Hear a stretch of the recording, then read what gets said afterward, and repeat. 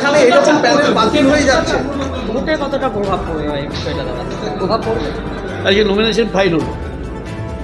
বলছি এই রায়দান নিয়ে কি বলবেন? রায়দান নিয়ে কি বলবেন?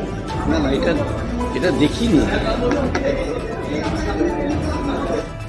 চাকরি বাতিল নিয়ে সংবাদ মাধ্যমের প্রশ্ন এড়ালেন ডেপুটি স্পিকার আশিস বন্দ্যোপাধ্যায় এবং রাজ্যসভার সাংসদ শামিরুল ইসলাম।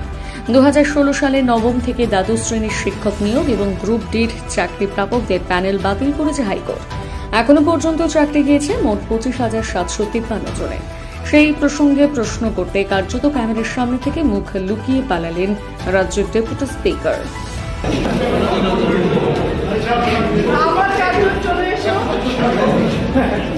এখানে এরকম প্যানেল বাতিল হয়ে যাচ্ছে, ভোটে কতটা প্রভাব পড়বে এই বিষয়টা দাদা?